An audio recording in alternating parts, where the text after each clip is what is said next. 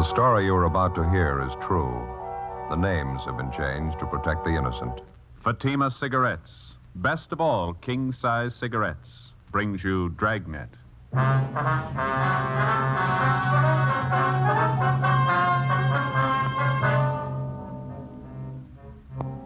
You're a detective sergeant. You're assigned to Juvenile Bureau. A series of crimes suddenly starts among teenage children in your city. Robberies, burglaries, bodily assault. There doesn't seem to be any reason for it. The crime wave grows. Your job? Stop it.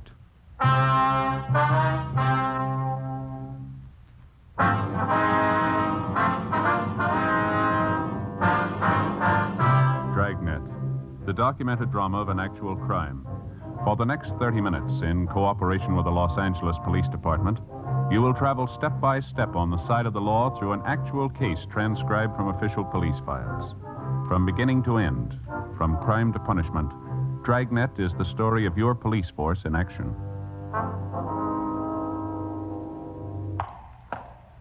It was Thursday, April 10th. It was warm in Los Angeles. We were working the night watch out of Juvenile Bureau. My partner's Ben Romero. The boss is Captain Stein. My name's Friday. It was 10:27 p.m. when I got to 1335 Georgia Street, second floor, the squad room. Joe, is that you? Yeah, you ready? Yeah, half a minute. All right. Let me get my coat on here. Did you leave a note for McNamara? Yeah, all set. All right, let's hurry, huh? Yeah. Same neighborhood we had the trouble Monday night? Uh-huh. Sounds like the same gang, too. These kids are sure moving fast. Go ahead. Yeah. What is it this time? Movie theater on West Fremont, small neighborhood house. Oh, They had a crowd of 15 to 20 kids in there tonight. Mixed group, boys and girls. For no reason at all, they started to tear the place up. They do much damage? Well, I don't know. We can see when we get there. He told me on the phone the theater manager tried to quiet the kids down. Half a dozen boys piled all over him. One of them pulled a knife. They tore up a couple of seats up in the balcony, moved out into the lobby, smashed mirrors and lamps. They beat up one of the ushers. Lousy little punks. Where'd you park the car? Straight back. I'd give a right arm to know how this thing got started. We've never had much trouble from the kids in that neighborhood out there, not till this last month. Seem to be going crazy. Well, it's not getting any better. Burglaries, car thefts, wrecking property. Somebody's going to come out on the short end if it keeps up. It's got to happen. Maybe it already has. When they were ripping up that theater lobby tonight, one kid got hurt. What happened? It's a 14-year-old boy. In the mix-up, he got shoved through a display case, plate glass. Cut up pretty bad? His eyes. They're not sure he'll see again. In police work, the standard law of cause and effect works like it does for everything else. When a crime's committed, there's a cause behind it. There's a reason for it. And when a group of normally well-behaved kids in an average residential neighborhood start running wild, there's got to be a reason for that, too. A month before, a rash of auto thefts, petty stealing, and public disturbances had broken out suddenly in the particular neighborhood. All of the incidents were traced directly to the teenagers in the area. Why the kids had suddenly decided to run wild, we didn't know, but the amount and the nature of the violations kept getting more serious. Juveniles who'd previously been picked up for petty thefts and placed on probation were now committing burglaries. Auto thefts in the area had jumped 20%. Misconduct and drunk charges against the teenagers, girls and boys alike, increased by the week. We had a fair idea what the root of all the trouble was, but so far we hadn't been able to trace it. 10:45 p.m. We got to the neighborhood movie theater on West Fremont and we went inside. The lobby was a shambles. 2 large mirrors had been shattered, lamps and sofas overturned and broken. The lobby candy counter had been wrecked completely. The glass showcases were caved in. The popcorn machine was smashed. The soft drink cooler turned on its side. The last showing of the feature picture was still going on. We interviewed the theater manager in the lobby, a Mr. Clyde Barton. They got real foul-mouthed. 1 or 2 of the girls, too. Some of the language I wouldn't even use at a stag party. I got so mad I grabbed 2 of the noisy ones by the neck and told them to get out. That's when it broke loose. Well, what exactly happened? The whole crowd of them jumped out of their seats and piled on me. I fell back down against the stairs and I started swinging. I'll tell you the truth, Sergeant, I was scared. I didn't know what to make of them. They seemed like a pack of animals, wild. I happened to hit this one kid and I saw him pull out a knife and come at me. Didn't take me too long to get out of there. Kids or not, when a bunch of them like that come after you, you run. Yes, sir. You called for the police as soon as all this happened? You bet I did. Just as soon as I could get out into the lobby and into my office. I locked the door. I could hear them tearing the place up outside. Just look at that. Smashed up everything in sight. I have to have something like this happen. Look at this candy stand. Well, how about some of the kids you recognized in that crowd, Mr. Borden? Oh, say, the last show's ready to break. Folks are going to be coming out. You want to step back here into my office? We can talk there. Be out of the way. That'll be Sure, fine, son.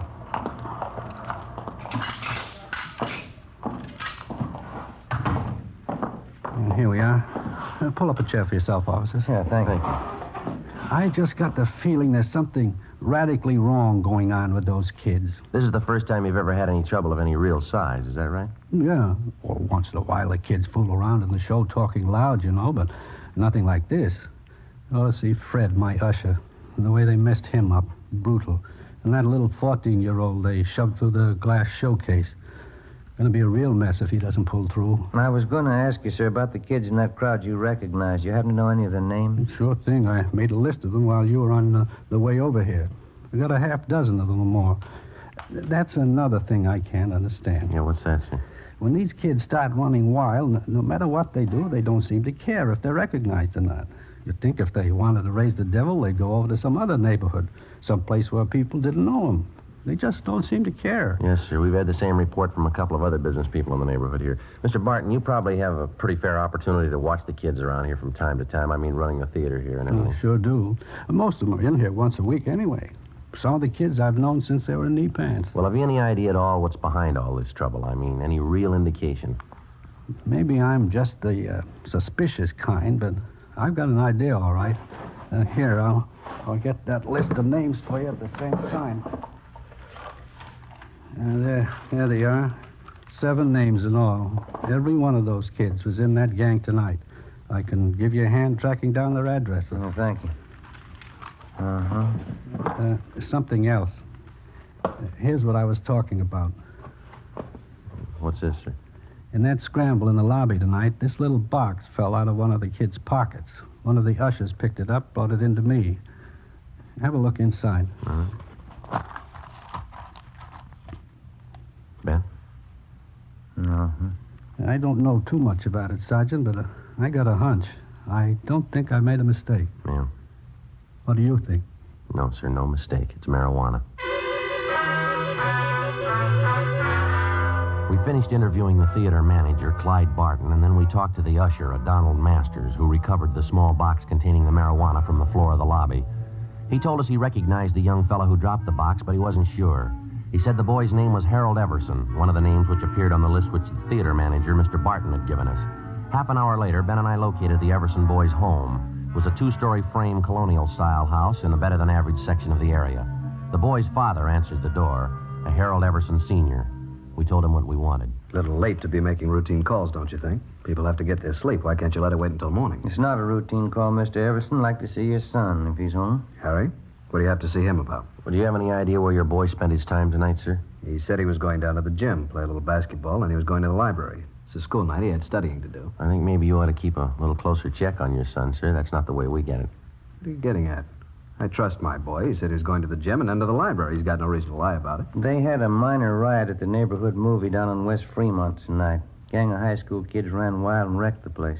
What's that got to do with Harry? A couple of people recognized him among the gang of kids. They said he did his share of wrecking along with the rest of them. Couldn't be. It's a lie. Harry didn't go to the show tonight. He told me when he got home. He even had his books with him. He spent the night at the library. I'd like to have you take a look at this, Mr. Everson. Huh? This box here. Would you recognize this at all? Well, yeah. Same kind of box my stomach pills come in. Got a little acid condition in my stomach. I take these pills for it. What's all this have to do with Harry? I'm going to open the box for you, Mr. Everson. I don't get it. What is this stuff? Someone saw your son drop the box in the lobby of the theater tonight. The box contains marijuana. It's stupid. It couldn't be right. I haven't got that kind of a boy. I know it isn't right. Do you mind if we talk to your son? Maybe he can explain it for us. Just a minute. I'll get him down here. All right, sir. Have a chair if you like. Thank you. Sure a nice place, huh, Joe? Yeah, it's beautiful furniture, isn't it? There's nothing like period furniture. Never goes out of date. Be just as much in style 10 years from now as it is today. Mm-hmm. We better be sure and tag by Georgia Street Hospital on the way back and see how that kid's doing. You know, the one that was hurt at the show. Oh, yeah. This is my boy, Harry, officers. Hello, Harry. How are you, son? Harry just told me, officers, he doesn't know what this is all about. He was at the library, like I said. Sure, I was there till they closed. Somebody made a mistake. I wasn't at the show tonight.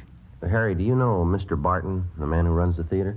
Yeah, I know him. Why? Well, he swears you were there tonight. So does one of the ushers. Who? A boy by the name of Donald Masters. He says he knows you pretty well. I don't know any Donald Masters. You go to the same high school together, son. You're in the same class. I told you I don't know any Donald Masters. What about this, Harry? Huh? This box here. You recognize this? No. What's the matter, son? What is it, Harry? What's wrong with you? Nothing. I don't know whose it is. It's not mine. Was lost in the lobby of the theater tonight. Masters says he saw you drop it. He's lying. I hate the kid's guts anyway. He's lying. Thought you said you didn't know him, son. What's wrong with you? What are you shaking for? What kind of a story are you trying to tell? I didn't mean it, Dad. A kid got the stuff for me. I didn't mean to get it. I didn't mean to, Dad. It's beginning to look like I'm the dummy of the family. Huh? Take it easy, Mr. Everson. Harry, you're a liar. A kid got the stuff for me. That is the truth. I didn't buy it. You want him downtown, officer? Afraid so, Mr. Everson. Like to have you come down with him. Get your clothes on. Go back to your room and get your clothes on. Okay, Dad. Hard to believe. My son using marijuana. I can't tell you how I feel. I'm afraid there's going to be more folks feeling the same way before this is cleaned up. It'd be different if Harry didn't have a chance, but good home, good training. The boys had the best I could give him. Yes, sir. Wife and I, we never thought we had a worry in the world as far as Harry was concerned. Yes, sir. Maybe that's why it happened. Before we left the Everson house, we checked the boy's room and came up with another small box full of marijuana, which he'd hidden back in his closet. Besides Everson and his son, Harry, more than a half a dozen other teenagers who'd had a part in the theater brawl were rounded up and taken downtown along with their fathers for interrogation. By the time we finished our questioning and the teenagers had finished talking, we had most of the story pieced together. A story that had the parents so amazed that half of them thought the youngsters were making it up. The pattern was familiar enough for us to know that they were telling the truth. Almost 2 months before, word had gone around among the teenagers in the neighborhood that marijuana, along with various stimulating drugs, was to be had easily and in quantity for anybody who wanted them. Word was passed around that it was the new thing to do, the smart thing to do if you wanted to keep up with the crowd. In questioning the Everson boy, we found that he seemed to know more about the history and operations of the narcotics campaign in the neighborhood than the other boys did. I know one of the guys who first showed up with the stuff. Name's Johnny Demring. He's about my age, 17. I used to know him pretty well. How do you mean he was the first to show up with his stuff, Harry? What kind of stuff? Marijuana. Some of the other things, you know, yellow jackets, goofballs. More of the kids go for them than they do for marijuana. Do the youngsters know what these goofballs are made of, son? Do they know what they are? Well, it's dope, I guess. Narcotics. The kids get a big kick out of them. I guess that's all they care. Mm-hmm. This Johnny Demring, does he sell the stuff around the neighborhood, Harry? Yeah, he was the first one. He's got a couple of other kids selling for him now. A couple of them are girls. They sell a lot for him. Johnny makes pretty good money. Yeah, I guess he does. Where does he get the stuff from, do you know? No, I wouldn't know that. Someplace downtown. Johnny knows a guy. He's never told anybody where he goes to meet the guy. Nobody ever goes with him. Was Johnny at the show with you tonight? No, he doesn't hang around with the kids much anymore. He's getting a little big time, I think. He's got his own car and a good-looking girlfriend downtown. Says he's going to quit school next month.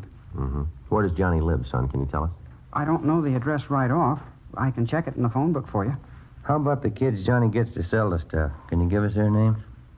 Yeah, okay. I think I can remember who they are. You going to bring Johnny in and talk to him? That's the idea, yeah.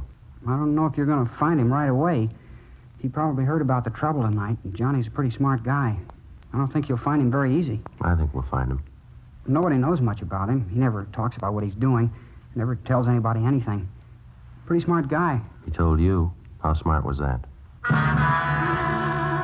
Complete statements were taken from each of the youngsters we brought in for questioning, and then in practically all cases they were released into the custody of their parents pending action by the juvenile court. With the information we had at hand, it took us the better part of 4 days to round up everybody involved in the narcotics distribution system, which had been set up among the teenagers in the neighborhood by 17-year-old Johnny Demring. As for the Demring boy himself, he couldn't be found. We checked with his family, his relatives, his friends, all his known associates. We got out a warrant for him. Then we checked the car that he owned through DMV. We got out a warrant for that. No sign of the boy. Narcotics detail gave us a hand and got their informants busy trying to track down the source of the dope for which the Demring boy had been the only neighborhood distributor. We knew it went far beyond him. It reached to the same vicious men who make their money off the hopeless adult drug addict. The same vicious men who today are trying to build a new market for their wares among the young people of this country. Tuesday, April 29th, 2:30 p.m. I'll get it. Right. Juvenile Bureau, Romero. Oh, yeah, Brady. Yeah, huh? That's right. What's his name? Yeah, okay, right away. Right, bye. It's Brady from narcotics. They figure they got our man. The Demring boy? No, the guy who pushed the stuff to Demring. Mm-hmm. His name's Jocko Harris. They found him in the county hospital this morning. Yeah. Somebody got a hold of him 2 nights ago and gave him a good working over. If we're lucky, we'll make it. What do you mean? He's not supposed to last out the day. 2:35 p.m. Ben and I left the office and went immediately to the county hospital where we were allowed to briefly interview the narcotics suspect, Jocko Harris. He was in a critical condition with a fracture of the skull. He gave us a statement in the form of a dying declaration. He admitted being the contact man for 17-year-old Johnny Demring, and he admitted also that he had kept the boy supplied with enough narcotics to keep the neighborhood teenage demand for the stuff fully satisfied. Seemed like a good kid.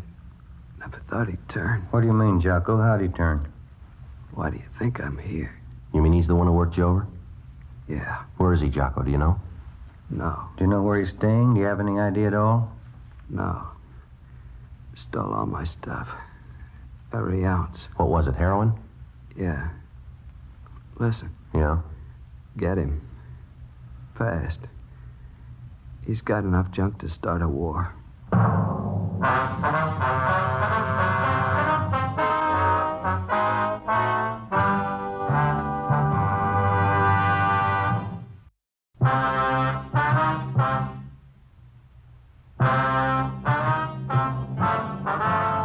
Wednesday, April 30th, 9 a.m. The hunt for 17-year-old Johnny Demring was intensified. To our knowledge, because of the information we'd gained from narcotics peddler Jocko Harris, the teenage youngster had a large store of high-grade heroin, which we knew, because of his inexperience, he was unaccustomed to dealing with. In his hands, the narcotics immediately became a lethal weapon. We knew that Johnny Demring had only one market to deal in, only one type of customer he was acquainted with, the teenager. In previous transactions, we knew that the youngsters received only a low-grade type of narcotic, highly diluted. We knew that if Demring succeeded in dispensing the highly concentrated store that he had on hand, and the juvenile customers he served tried it on themselves, it would very likely result in death. 3 p.m. Wednesday. Despite all our efforts, Johnny Demring and the store of high-grade narcotics which he'd hijacked from Jocko Harris were still missing. Wednesday, 12 noon. We began rechecking every one of the possible sources that might lead us to the suspect. One of them was the boy's mother, Mrs. Frances Demring. We talked to her at work. She was employed as a multigraph operator in the mailing department of a large downtown department store. Not since the last time you talked to me, Sergeant. I haven't heard a word from my boy. Nothing at all. Have you heard anything? Well, yes, ma'am, in a way. We've got an idea he's still somewhere in the city. That's why we figured we'd come back and talk to you again. Have you been in touch with your relatives in town recently, Miss Demring? I mean, those that Johnny might possibly contact? Yes, there's just my sister and my mother. Yes, ma'am. I guess it just wasn't to be right from the start. Johnny's father ran away, you know. Tried my best after that. Never seemed to be enough. Suppose there's no getting away from it. A boy needs a father. You can try all you want. They still need a father, some kind of discipline. Mm-hmm. How about the relatives you have out of town, Miss Demring? Any word from them at all about Johnny? No, Sergeant, nothing. Would you excuse me, please? This run here's finished. I have to get it off the machine. Sure, go right ahead. Yes, a terrible thing, Johnny getting mixed up in all this. Seems no matter how you try, it's never enough. Never enough. Do you have any idea at all where Johnny would most likely go in town if he didn't want to be seen, Mrs. Demring? Where'd he go? No, I wouldn't know that, Sergeant. First place, Johnny's never really been in trouble before. Well, how about Johnny's school friends, ma'am? Would there be any one of them he might possibly contact in a jam? None that I haven't told you about before, I don't think. Evelyn. She's the only one I suppose Johnny'd go to if he needed help, if he was in trouble. That's his girlfriend at the high school, isn't it, Evelyn Maxwell? Yes, that's right. Sweet girl. How about a girlfriend Johnny was supposed to have downtown somewhere, Mrs. Demring? Would you know anything about her? Nothing really, no. Her name was Betty, I think. You have no idea where she lived downtown? No, I don't, Sergeant. Well, all right, ma'am. Thank you very much. Appreciate it if you'd notify us if you hear anything about your son at all. All right, Sergeant, thank you. Tomorrow's Johnny's birthday, you know, I meant to tell you. Always expect Johnny home on his birthday. Seems no matter where he is, how he's tied up with his school or sports or something, Johnny always makes it home for his birthday. I see. I wonder how it'll be tomorrow. He's never missed once. Not once. Well, if he shows up, I guess you can count on one thing, ma'am. What's that? He's going to have to miss next year. 2 p.m. Ben and I picked up a glass of milk and a hot dog for lunch, and then we continued making a check of Johnny Demring's closest friends. Next in line after his mother was Demring's high school girlfriend, Evelyn Maxford. We located her at her home, a tall, attractive brunette, nicely dressed and well-mannered. She seemed unusually nervous as we interviewed her. I haven't heard a word, Sergeant. I know tomorrow's his birthday. His mother's expecting him home. I know he won't come, though. Sure of that. How are you sure, miss? Well, I just know, that's all. I'd like to ask you again. Yes? Are you sure you haven't heard from Johnny Demring recently in the past 2 days or so? No, that's what I told you. Don't you believe me? Do you know why we're so anxious to locate Johnny, Miss Maxford? Well, I think so. It's about the narcotics business. You say Johnny had a hand in it. He was selling those things to the kids. I still don't believe it myself. It's a lot more than that, the way it stands now, Miss Maxford. What do you mean? Well, when he was at school, Johnny was kept supplied with narcotics by a man named Jocko Harris. He's what we call a pusher, kind of an in-between supply man in the narcotics trade.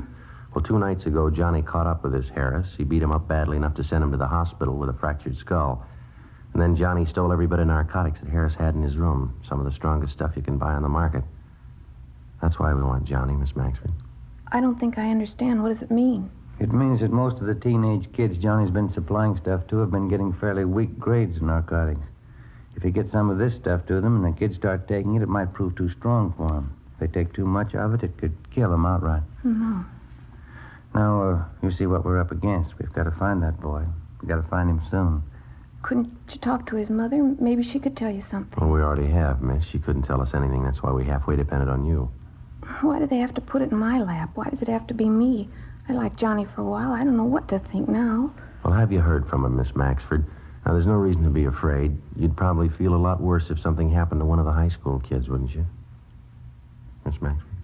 I got a call from him yesterday, Johnny. He wouldn't tell me where he was. I asked him, but he wouldn't tell me. What else did he say?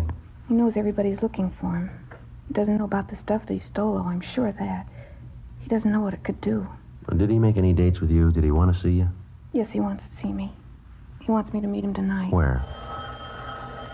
Excuse me. Yes, go ahead. Hello? Yes? I don't know. I don't really. What? 7 o'clock, all right. Yes, I'll meet you then. All right, goodbye. That was Johnny just then. He wanted to make sure I was going to meet him tonight. When? 7 o'clock tonight, right near Westlake Park. Which side, miss? The west side, Sergeant. I hope to God it's not true. What's that? The narcotics he stole from that man. You said they were powerful? Yes, we did. Johnny's been taking them for 2 days. 6:45 p.m. Together with 2 other men from Juvenile Bureau, Hurst and Ty, we drove near the appointed spot along the lake in Westlake Park where Evelyn Maxford's meeting with the teenage suspect Johnny Demring was to take place. We staked out at a reasonable distance, and Miss Maxford went ahead to the meeting spot. As far as we could see, there was no sign of Demring. Somebody on the opposite side of the lake was playing a phonograph. The music came over faintly across the water. We watched the Maxford girl cross the long stretch of grass down to the lake. She approached the shore. We saw her stop and look down. Joe, let's go. Come on. Yeah. We ran all the way as fast as we could get there. When we got close enough, we found out the reason for the scream. He was lying face up on the ground near the edge of a small clump of trees close to the water. He was a good-looking boy, dark hair, good build. Took only one look, and you knew right away he was too young to be dead. You could argue for a week, but you wouldn't change it. He was dead. The girl stood over him, her face in her hands, crying. No marks on the body, Joe. None at all. Well, that must be it, huh? An overdose? It's the way it looks to me. We better get her out of here, hadn't we? Yeah. Miss Maxford? Come on, Miss Maxford. Yes, Sergeant. It's all right. It's all right now. We'll have one of the other men drive you home. We can take care of whatever has to be done here. He was a good boy, Sergeant. He was smart. How'd he ever get started in such a thing? How could he ever make such a mistake? Well, he's got the best excuse in the world, miss. Yes. He was 17.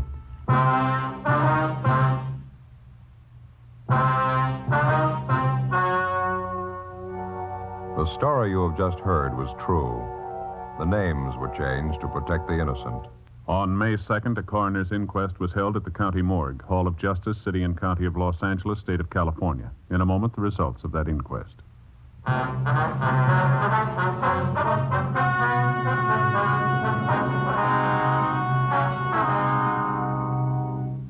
At the inquest, the coroner's jury ruled that 17-year-old John Andrew Demering had administered himself an overdose of narcotics and thus had taken his own life. All others involved in the juvenile narcotics ring, a total of 8 persons, were tried and convicted under the State Narcotics Act. They received sentences as prescribed by law and are now serving their terms in the state penitentiary.